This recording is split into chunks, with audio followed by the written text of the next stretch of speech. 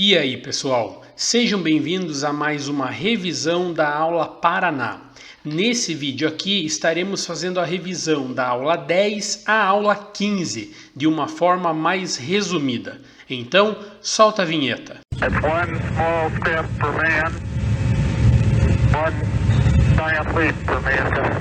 Então vamos lá, pessoal. Nesse vídeo aqui eu vou estar fazendo a revisão das aulas 10 até a aula 15, pois elas compreendem basicamente o mesmo assunto. Então, na aula 10 nós vamos ver quantidade de movimento. Quantidade de movimento é uma grandeza física que vem da multiplicação da massa pela velocidade com que o objeto está se movimentando. Essa grandeza física é uma grandeza vetorial, ou seja, ela tem módulo, direção e sentido. Você pode encontrar a mesma ideia de quantidade de movimento em alguns livros didáticos com outro nome, com o nome de momento linear, mas ambos são a mesma coisa. Então, se eu estiver falando momento linear ou quantidade de movimento, eu estou me referindo a essa mesma grandeza física. Bom, então, se você tem um objeto com uma massa m, que se movimenta com uma velocidade v, esse objeto, então, tem uma quantidade de movimento que tem mesma direção e mesmo sentido dv, e o seu módulo é dado pela multiplicação da massa pela velocidade. No Sistema Internacional de Unidades, a unidade de momento linear é o quilograma metro por segundo. Basta pegar a unidade da massa, quilograma, e multiplicar pela unidade de velocidade, metro por segundo. Quando você tem um sistema, ou seja, mais do que um corpo em movimento, a quantidade de movimento total desse sistema nada mais é do que a soma dos momentos individuais. Então, a quantidade de movimento total ela é igual a m1v1 do objeto 1 mais m2v2 do objeto 2 até chegar no último objeto, que nessa equação está representado por n. Aqui na sequência vem 4 situações para ilustrar a dependência da massa e da velocidade na quantidade de movimento. Na situação 1 você tem um caminhão com uma caixa, na situação 2 você tem só o caminhão. E a ideia é que na situação 1, por ter uma massa maior, a quantidade de movimento é maior. Isso fica demonstrado aqui na figura que mostra a colisão. Na situação 2, o caminhão não amassou, por exemplo, e na situação 1, o caminhão amassou. A mesma coisa acontece se houver um acréscimo de velocidade. Na situação 3, a velocidade ela é maior do que na situação 4. Como que eu posso ver isso? Pelo tamanho do vetor. Lembrando que o tamanho do vetor indica o módulo daquela grandeza física. Então, a mesma coisa acontece. Na situação 3, a batida causa mais estrago por possuir uma velocidade maior, e na situação 4 causa menos estrago por possuir uma velocidade menor. A ideia aqui é simples. Quantidade de movimento é massa vezes velocidade. Aumentou a massa, aumenta a quantidade de movimento. Aumentou a velocidade, aumenta a quantidade de movimento. E essa é a aula 10.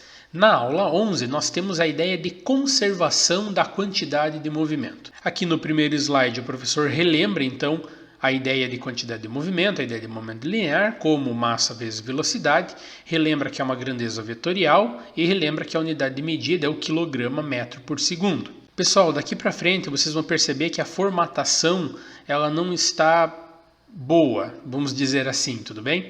Mas vamos lá. A ideia da conservação da quantidade de movimento é a seguinte: se um sistema não estiver sofrendo a ação de forças externas, a quantidade de movimento desse sistema se conserva.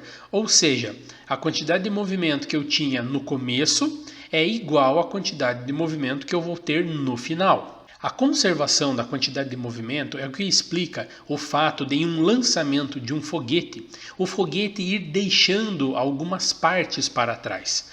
Por exemplo, após todo o combustível armazenado em um certo recipiente acabar, o foguete não tem por que manter aquela peça acoplada a ele.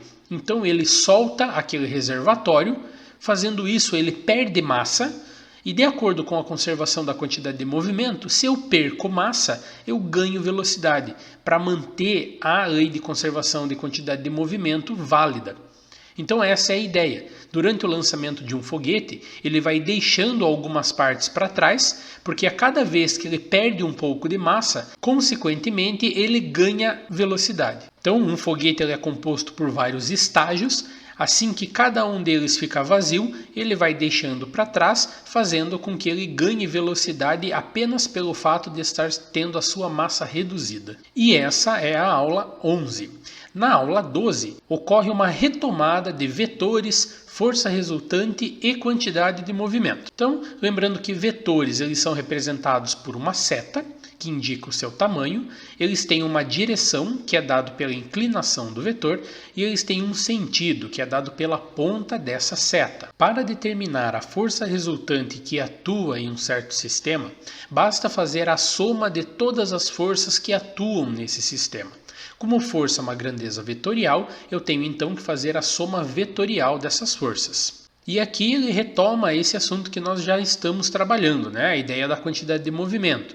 Um corpo com uma certa massa em um movimento com uma certa velocidade gera uma quantidade de movimento que é dada pelo produto da massa e a velocidade. E aqui ele retoma a ideia de que em um sistema com mais de um corpo, a quantidade de movimento total é a soma das quantidades de movimentos individuais. Para ilustrar a dependência da quantidade de movimento com relação à massa, temos aqui essa situação. Imagina uma bola de futebol com uma certa velocidade atingindo uma vidraça. Agora imagina uma bola de ping-pong com a mesma velocidade atingindo a mesma vidraça. O que vai acontecer? A quantidade de movimento da bola de futebol e da bola de ping-pong são diferentes, dado que a massa dessas bolas são diferentes. No caso da bola de futebol, a chance da bola quebrar o vidro é muito grande. Já uma bola de ping-pong é muito pequena. Essa diferença se dá pela diferença entre as quantidades de movimento associadas a esses movimentos individuais. Para deixar essa ideia mais clara, temos essa tabela.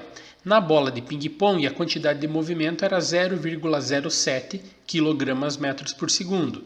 Na bola de futebol, a quantidade de movimento é de 12,6 kg/m por segundo. E essa diferença se dá com base na massa de cada uma das bolas, já que as velocidades são as mesmas. E aí a aula 12 finaliza relembrando a ideia de conservação de quantidade de movimento. A ideia é que a quantidade de movimento inicial é igual à quantidade de movimento final, e isso vai se dar quando o movimento não estiver sujeito a nenhuma força. Na aula 13, nós vamos introduzir a ideia de impulso. Então, essa aula começa retomando a ideia de quantidade de movimento, dizendo que é uma grandeza vetorial, que vem do produto da massa e da velocidade. E aqui, então, é introduzida a ideia de força. Diz que a força é uma ação capaz de alterar a velocidade de um corpo ou deformá-lo. Aqui fica apenas uma observação técnica, que na verdade a força ela é capaz de gerar uma variação na quantidade de movimento, que por sua vez gera uma variação na velocidade. Mas para efeito de definição, o correto seria de que força causa uma variação na quantidade de movimento ou no momento linear de um objeto. E aqui nós temos então a ideia do impulso. Impulso é uma grandeza física definida através da interação de força durante um intervalo de tempo. Então, impulso é igual a força vezes o tempo de aplicação dessa força. Aqui é apresentado como força média, mas a ideia é que cada força pode gerar o seu próprio impulso, não necessariamente precisando usar a força média que atua sobre um corpo. A unidade do Sistema Internacional do Impulso é o Newton-segundo, porém ela também é equivalente ao quilograma-metro por segundo. Veja, eu tenho impulso medido em quilograma-metro por segundo e eu tenho momento linear, quantidade de movimento medido em quilograma-metro por segundo. Se duas unidades de medidas são iguais, significa que as suas grandezas também são iguais. Nós podemos fazer uma interpretação gráfica do impulso. Então, se você tem um gráfico de força por tempo, essa força aqui ela é constante, ou seja, esse gráfico é horizontal. Isso significa que o eixo vertical ele se mantém inalterado ao longo de todo o percurso. Essa força é aplicada em um objeto em um intervalo de tempo T1 e T2. E esse gráfico, então, tem uma área a ser calculada embaixo dessa curva. Nós já vimos anteriormente que a área embaixo da curva de um gráfico geralmente representa alguma coisa. E nesse tipo de situação, a área embaixo dessa curva é numericamente igual ao impulso aplicado por essa força. Na aula 14, foi visto então o teorema do impulso. Então ele começa a aula fazendo uma retomada, do que é impulso, dizendo que é uma grandeza vetorial, que ela vem do produto da força com a variação do tempo, e que a unidade dela é o Newton-segundo ou o quilograma-metro por segundo. O teorema do impulso, então, ele diz que a aplicação de uma força durante um intervalo de tempo em um objeto causa a esse objeto uma variação da sua quantidade de movimento. Em outras palavras, o teorema do impulso diz que impulso é igual à variação da quantidade de movimento. Essa é a ideia por trás desse teorema. Temos aqui a apresentação matemática, então, desse teorema. Impulso igual à variação da quantidade de movimento. Variação da quantidade de movimento pode ser aberta em quantidade de movimento final menos quantidade de movimento inicial. Lembrando que isso vem da interpretação da própria variação, do próprio delta. E a quantidade de movimento final nós abrimos em massa vezes velocidade final, e a quantidade de movimento inicial nós abrimos em massa vezes velocidade inicial, ficando então que o impulso é igual a mvf menos mvi. E por fim, na aula 15, será feita uma retomada dos principais itens que nós vimos desde a aula 1, velocidade, aceleração, quantidade de movimento e impulso. Então, a primeira grandeza a ser retomada é a ideia de velocidade, que nada mais é do que a variação do espaço percorrido dividido pelo tempo que levou para percorrer esse espaço. E a ideia de aceleração é uma ideia semelhante, porém a aceleração ela é a variação da velocidade causada em um corpo durante um intervalo de tempo. E aí nós saltamos direto para a ideia de quantidade de movimento, que nada mais é do que massa vezes velocidade, e temos que lembrar que é uma grandeza vetorial que possui mesma direção e sentido do que a velocidade. Na sequência temos a conservação da quantidade de movimento, que diz que se um sistema não está sujeito à ação de forças externas, a quantidade de movimento deve se manter constante, ou seja, quantidade de movimento final é igual à quantidade de movimento inicial. E aqui por fim temos então a definição de impulso, que impulso é a força aplicada durante um intervalo de tempo e que um impulso gera uma variação na quantidade de movimento, ficando então com o teorema do impulso. Pessoal, muito obrigado pela atenção de vocês e até uma próxima. Valeu!